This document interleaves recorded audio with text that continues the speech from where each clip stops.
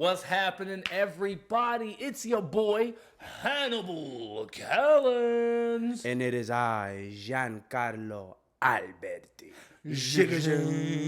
We are back here with you guys, man. It's good to see you. It's good to have you here with us. And if you want to get more of us, you already know what to do. Like, subscribe, and follow us everywhere so you can get more up-to-date information and even give us some suggestions on what you'd like to hear us talk about. Absolutely. Give us more topics to talk about, because boy, are we tired of figuring it out. We are very tired of trying to figure it out, y'all. Man, but it's good to be here with y'all, man. As you can see, Giancarlo doesn't have headphones today. That is not because of budget cuts. It is definitely because of budget cuts. So what we're just going to do is we're just going to switch pair every too often. He's going to wear them. I won't. He'll wear them. I won't. Nah. Well, but yeah, this is probably a good time to say that your donations are greatly appreciated. Please be sure to, if you do want to leave a donation, go ahead and leave it at Cash App, Hamotar. That is my Cash App. Just so we can make some updates, and get ourselves off of the... Give us some money, bro. Dude, yeah. We're trying to get paid with this podcast. Get us out of the podcast soup kitchen, y'all. Please. Help your boys out. We trying. Help your boys out. We're trying hard. But yeah, man, we're getting close. We're getting close. This is episode 8. Episode 8. Damn. Episode 8. And that might not be a big deal for you guys, but like right before we started doing the podcast and we were working on getting it moving, I went to this virtual. It's like a virtual. I can't even think what you call them, but it was a panel with a bunch of these black business owners who did podcasts. It was cool. People would ask them questions about stuff, and one guy said on there that most podcasts don't get past 9 episodes. Yeah. And so we decided out the gate, we gotta do at least 10. Right. We're not gonna do 9. We're gonna do 10. But we're not gonna just do 10. We're gonna go way out past it. And so for this to be episode 8 is a big deal for us. Quick round of applause to you guys for making it this far. Thank you. Thank you for making it this far with us in this journey that we started a couple months, month and some change now, right? If I'm not mistaken. Really? Yeah. Dang, man. Yeah, it has been that long, hasn't it? It's been a while. I know. They grow up so fast. Man. But y'all, so I don't know if y'all have heard, but getting right into business, man. Juneteenth. Juneteenth. It is it's a great month. All right, it's a great holiday because now it's a holiday. Yeah, now that it's an official federal holiday, yeah. I mean, I feel like we've gone pretty far to the fact that it's a national holiday now. Mm-hmm. People can take days off for this, and I mean, it's cool. It's great. It shows where we are in the society. But again, at the end of the day, my skin tone is very different. So how do you feel? So for those of y'all who might not even know, Juneteenth is a celebration of the real end of slavery. Because y'all know, the Emancipation Proclamation came down. Woo, slavery's over, y'all. Now we can Millie Rock however we want. I run a block on any block. Right. I say, I'll Millie Rock for 4 But what ended up happening, this is like the SparkNotes version of what Juneteenth is. Really what happened is that they didn't have Snapchat and they didn't have Twitter back in the day, so it took a while for word to get out to the different states that slavery was over. And so somewhere in June, people aren't really sure what the day was, but it was somewhere in June, people think it might have been June 19th, that soldiers got to the last state that was holding slaves and tell them, hey, y'all can't do this no more. So that's when slavery, like, officially, because like they say, have been eradicated. Right, had been ended because everyone who had heard about it now had heard about it. Right. And so Juneteenth is a real big deal, and it's also like now that it's become a federal holiday, it's dope because everyone's talking about it and this is that, and it's now being noticed. It has the recognition from all the other holidays that most people don't know about because the only thing they know is, oh, we get a day off. Right. Like, oh, Memorial Day, sweet. Labor Day, nice. Like, but now one thing y'all might not know about me is that I am a black person. I have been for a little while. No way. Yep. Got my test results back last week. Bro, you look Italian. Thank you. I'll take it. I was wondering why my spaghetti just wasn't coming out right. Like, what am I missing? It turns out I should have been making fried chicken. Like that's what I was missing. What am I doing using the adobo? It's Larry seasoning salt all day. Like, that lemon pepper extra wet.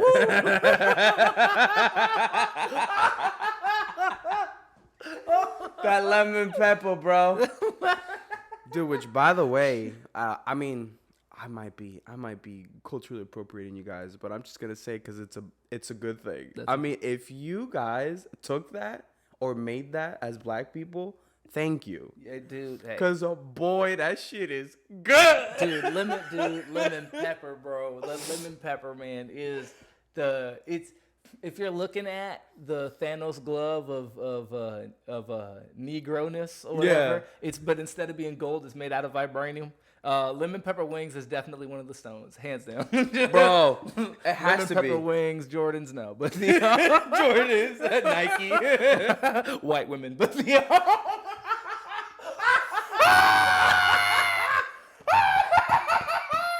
I cannot tell you how hard I tried not to go there. I tried so hard. I said, Hannibal, skip it. Hannibal, skip it. We can all tell what episode this one's gonna be. Oh yeah, y'all can already tell. Now I'm also a big advocate for Black history and all that stuff, and seeing history from the perspective that hasn't been paid enough attention to. That's just my thing. And like understand the respect and heritage of my people and all that stuff, man. But so what's really important to me is that like a lot of people are excited about Juneteenth becoming a holiday, and I want to be too, but at the exact same time, excuse me, like there's states and places and cities and stuff like that that are making it illegal to teach about race in a critical way. Now, and I know people have, it's like critical race theory, which I don't know too much about that as itself. If it's like a style, because, even with any school, they try to teach you the curriculum. The curriculum might be jacked up or whatever. So I'm not going to say, because I think critical race theory is its own, like, kind of a curriculum. So right. I'm not going to talk, so I can't speak on the specifics of that one.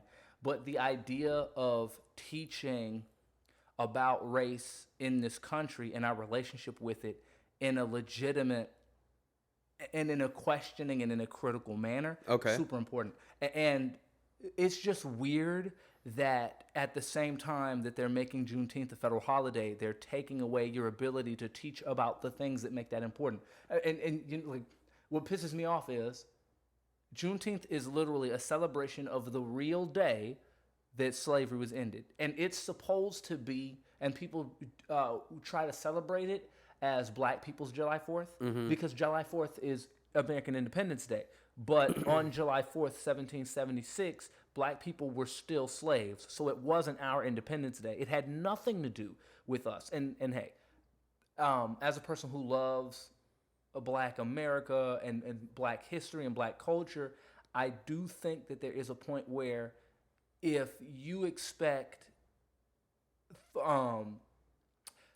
if you look at Black Americans and then you want to get mad that they're not going to celebrate something like July 4th, you have to not know, you have to not do your homework, or right. Because it's like, July 4th was Independence Day, but we weren't independent, we were still property. Like, why would we? And then to go, but America, it's like, you're not being right.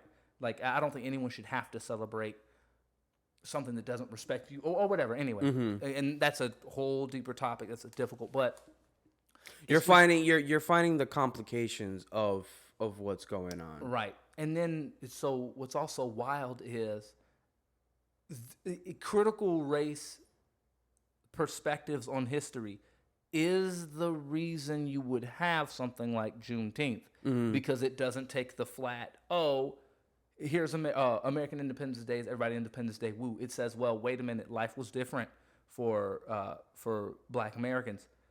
So it's ridiculous for critical perspectives that look at race from a non-revisionist perspective be shut down as they create a federal history holiday that questions the way we hit. Okay, I spoke a lot in circles, but to put it simply, the only thing that would be similar to this, or that would be similar, is if you made Pride Month federal, but made it illegal for gays to get married. Like, you're gonna make this holiday, and at the exact same time, I see what you're saying. Cut what matters from beneath it, right? You know, it's all a face. It's all face. It's all face. And so I'm like, I want to be happy about it, but at the same time, all throughout history, African Americans have been duped by symbolic victories and stuff like this. Like, hey, look here, guys. We ended segregation, but we didn't do a damn thing to make sure your communities got repaid what was taken from them. Like, the destruction done to you that was done by individuals that didn't get any sort of fair reprimand, and stuff that was allowed by government and what's all that kind of stuff. Yeah. We're not going to pay any of that back. We're going to give you this symbolic victory. And we're going to give you this victory and do nothing to back it up and expect you to be happy with that. You got to be, you have to not be paying attention for this to seem good to you, you know? Right. And it just, and it's been on my mind for wiggity weeks. Like weeks. Wow, man. Depending on when this episode drops. That's... Either weeks or like a couple hours. Depending on where this drops. I've been thinking about this for days, probably. Like this. I just completely off. You know what? I'll do that at the end. Okay. I was gonna give a shout out, but I'll do it at the end. Bad timing. Bad timing. You know what? Speaking of Juneteenth and Black History, shout out to my homeboys. hey, shout out to Popeye's Chicken. You guys are killing it, okay? The chicken sandwich. Yeah, definitely bad timing. Wow, I mean, I'm really shocked. I mean, I'm not shocked. I'm surprised and intrigued as to why your view is like that. But from what you said, I can definitely see why you would feel like that. And it kind of, I mean, not to take it away from Juneteenth, but it kind of is my view as to like when Puerto Ricans do the Puerto Rican festival or like the parade to like to celebrate their culture and whatnot, which is nice. And I love to celebrate who I am and where I come from and the culture I come from. But at the same time, look at the things that other countries have done to us.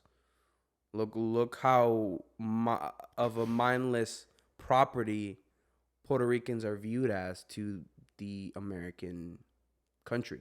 Dude. You know, because at the end of the day, you know, it's all fun and games, but we are still a mindless property that they can just sell us and we have no say into.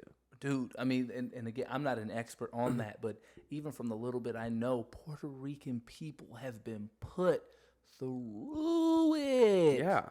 Been mistreated so bad. And the only way that you're able to, that people are able to get that and understand that is through being able to be critical about the way history is taught to us. Mm-hmm. If you make it illegal for people to learn about those perspectives, now what you've got is really a revisionist history. And that statement is really big for a lot, like within lots of understanding for Black history, because like in short, revisionist history is like changing the way that we teach history so that it fits a particular narrative. You revise history, right? Yeah. And the idea of revisionist history is actually the entire framework of so much of the racial inequality and beef in this country. Because after the Civil War ended, the the South, there was this group of people called the Daughters of the Confederacy who, to make a very long story short, they traveled around the country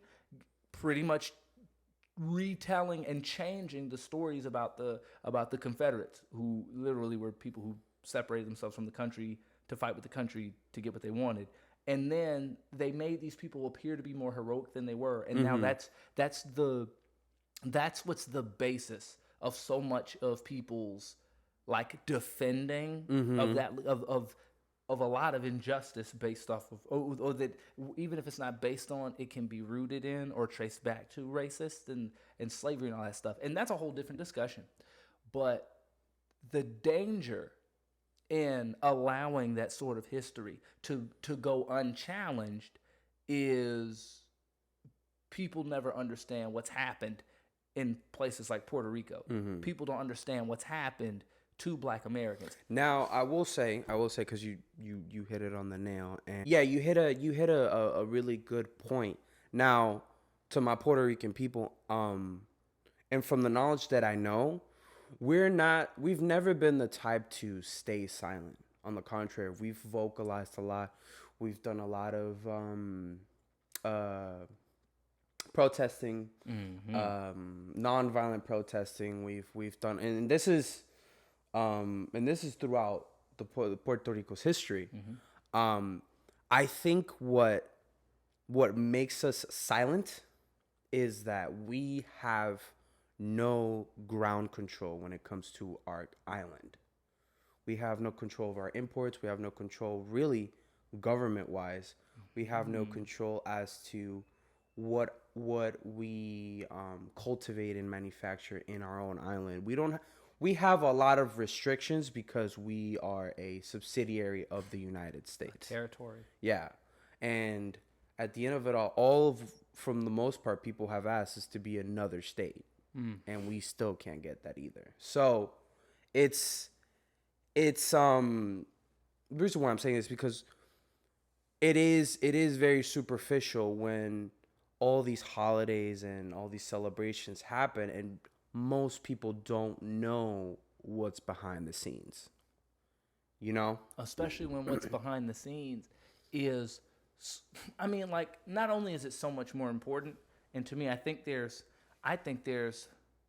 few examples like that hit the danger of this more on the head than like the Juneteenth example, because it's like, y'all made this holiday, which, by the way, is also messed up because now businesses that have never cared about it or cared about the sort of ramifications that affect these communities that are represented by this and by Puerto Rican Pride and Hispanic Pride and Pride Month is another example. These companies that don't care get to wear this flag, right? That they get to wear this appearance that makes it look like we're about you guys, all while they don't do anything about it. You know what would be actually much more impressive? What's up? Is if and when Juneteenth was not a federal holiday, who was celebrating it? This is when, and when you look at it from that perspective, that's where you get to see who's real, who's not. Pride Month, I'm not sure how long it's been celebrated, but it's been celebrated for a long time. So it'll be even harder to figure out who, like, what companies were going Pride Month woo when it wasn't cool. Right. And by making Juneteenth a federal holiday, it now becomes cool. Because, and I'll be real, the first Juneteenth has also been super new to me learning about it. I only learned about it when I was in college. Right. I was about to say, coming from like an ignorant light skin as myself, I can, with humbleness, I've never celebrated Juneteenth. Dude, I've never. I have only heard about it within the past 2-3 years, and the first celebration that I went to for Juneteenth was in 2019. It might have been 2020. But it was like 2019, 2020, you know, when one of the poets that I really look up to, big man in the Orlando scene, did a party. He invited a bunch of family and friends over, and I went, and we celebrated Juneteenth. First time I've ever done that. Yeah. So now that it becomes a federal holiday, a bunch of people who don't care get to act like they do, and they're gonna make sales for stuff like mattresses, and it's gonna have nothing to do with this. And then what makes it sick is that at the exact same time, can't even teach about what this is about. So there's something real gross in there about that, you know. Trying to see things with the glass half full. Do you maybe think that this is a perfect opportunity for ignorant people that you talk about, to learn and educate themselves as to what this holiday is, the history of it, where it comes from, the roots, and fully be a well-rounded individual when it comes to this, so you can kind of find a way to celebrate it in your own right? I want to say yeah, but if you're making it, well, first of all, we know most of what we know because of school, and when you start to realize how much of racial equality and injustice is based off of what we do and what we don't know, I think you can make a case can be made that the schools have a responsibility to teach us the truth, because when they teach us incorrectly, we come out not just dumb or not knowing stuff. We come out with what's even worse than being stupid is an incorrect perception of the world, because that's dangerous. If you're dumb, you can be taught. If you believe incorrect information and you're based off of it, you can't really be retaught. So I want to be excited and be like, this is an opportunity for more people to learn about it. But how are they going to when the schools are now no longer allowed to teach about perspectives of how racism has affected America?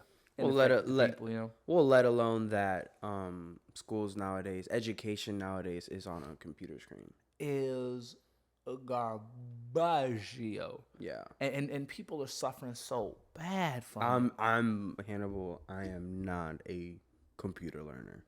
At me neither. I can't. Even if I'm learning a computer class, like when I was in school and college and I was learning, computer Excel 101 or Microsoft Office. Totally making us sound super old, by the way. When I was in college. I don't care. Bro, Before I hurt my knee. I am at the age now where I get acid reflux. I don't care. Oh my God. I don't care. I think I do too, but I don't know if that's what that is. I'm scared. No, but it's just like, even with those classes, like I had a professor teaching me in front of me, which I thought was, let me speak more for myself. For me, it's very crucial because I need to have that. I need to have that person. I need to visually see a person teaching me, well, this is how you do this. Because I can't, a video can do so much, Dude, I'm not so including that type of teaching and education, and try to incorporate a holiday that you have to basically teach new people, new humans. This is very challenging. Yeah, and it's going to just be so hard too, because so many people don't understand it, and it's brand new. Yeah. It also is in danger of becoming, like a day Columbus Day. I think in school, was it Columbus Day? There was like one holiday where when we were in high school and middle school, you got it off, but we didn't really care about what it was about. I think it was Columbus Day. Like, we just enjoyed getting the day off, and the importance of the day goes completely unnoticed. Which also, by the way, Columbus Day is a great example, because Columbus was somebody who seems really good until you look at his I was just about to say that. Critically. Like, he's a hero if you don't look critically about what he did. Ask the Native Americans. Dude, if your sense of justice is not transcendent, and if it is subjective, like if good and evil is related to its relationship to you, then he's a hero. But if you have a legitimate perception of what's good and evil, and those things are constant, and we move between them, they don't move between us. No, he's nowhere near as good as we thought. And that becomes important, because when we're constantly moving the goalpost of good and evil, we're not seeing the truth. Right. that's why it's important for us to have legitimate. And I know it's scary for America, you know, as a person who loves Black history. I personally believe that America has to lie to us about it, because if they tell us the truth, we'll be mad at it, and then we'll respond in a way that will be aligned with the truth and won't be good. That's the thing about a con man. A con man needs you to not know the truth, because if you learn the truth, you won't do what he wants. So, I mean, I think that's a big part of that whole thing. But like, yeah, it just, and you know, and especially going, you know, with school as well. It's like, man, it's so hard to just teach people anything anyway. How many people did 2 years of Spanish and don't remember a thing about it? Right. You know, I'm in that camp. That was a good one. You know, so how do you even teach this in a way that people legitimately digest it, and it doesn't just become math where people are like, oh yeah, I got to do this. I got a Juneteenth class I got to go to. You know, oh my God, dude, I'm just going to sit in the back and like chewing gum and like smoke weed in the bathroom and like, you know, text my girlfriend and all my friends. Right, dude. And like, this is like so dumb. Like, dude, they already shot MLK. Like, who cares? Like, I'll just wait for it to get on Netflix. Which, by the way, that sentence alone, and you say it jokingly now, but like I know for a fact there's, I'm not gonna say dumb or stupid, but there's just young cats, very very young cats, younger than us, that think that way.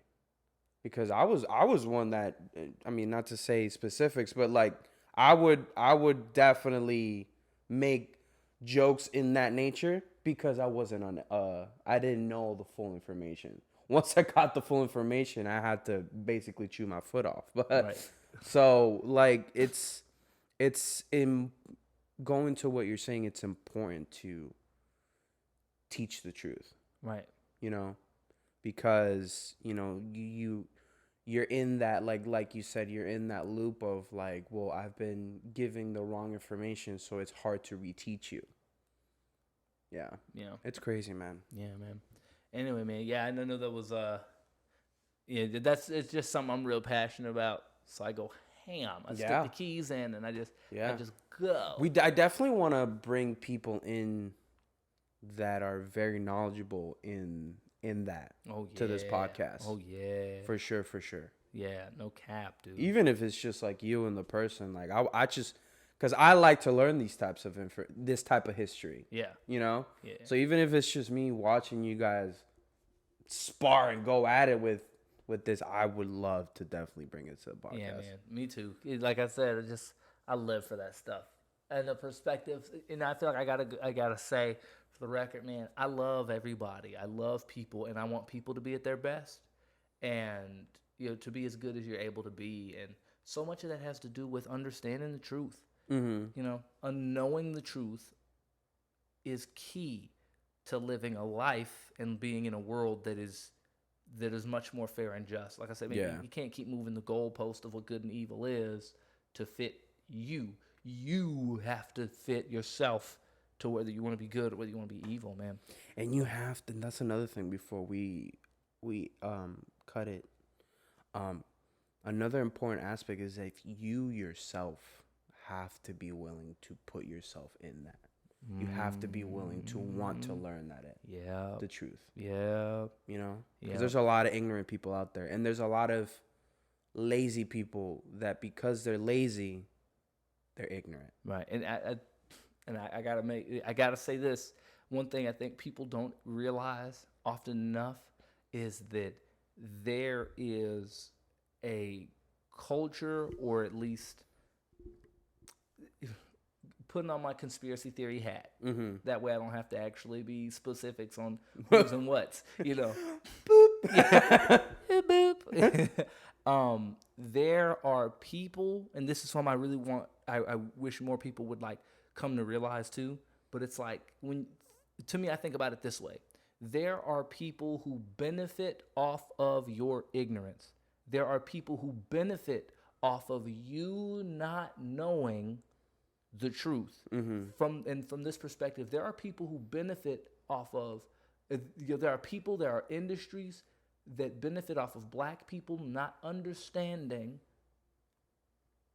Black history, what we accomplished and what was taken from us. But just off rip, it's like if you learn what was stolen from you, you get it back.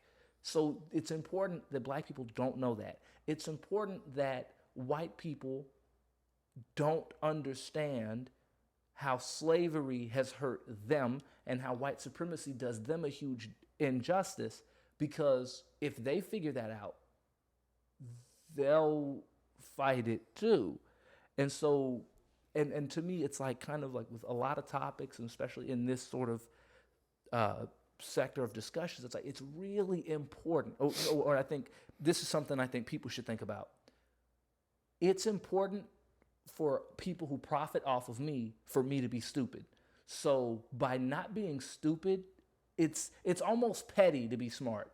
Yeah, it's almost petty to be smart enough to go, oh no, I'm not going to let you convince me that the world works this way, because I know you want me to be dumb. And fuck that. like, right. You know, and so that's something I've always thought, man, because it's not just people are dumb or were mistaught. It's that by being educated critically in these sort of topics, we actively combat the people who benefit off of that falsified worldview. Wow. Yeah. Wow. If I had a mic, I'd drop it, but these are expensive. Thank you. Yeah, they're also screwed to the table. So I have to flip the whole table. Flip the table. Man. But man, yeah. I mean, that's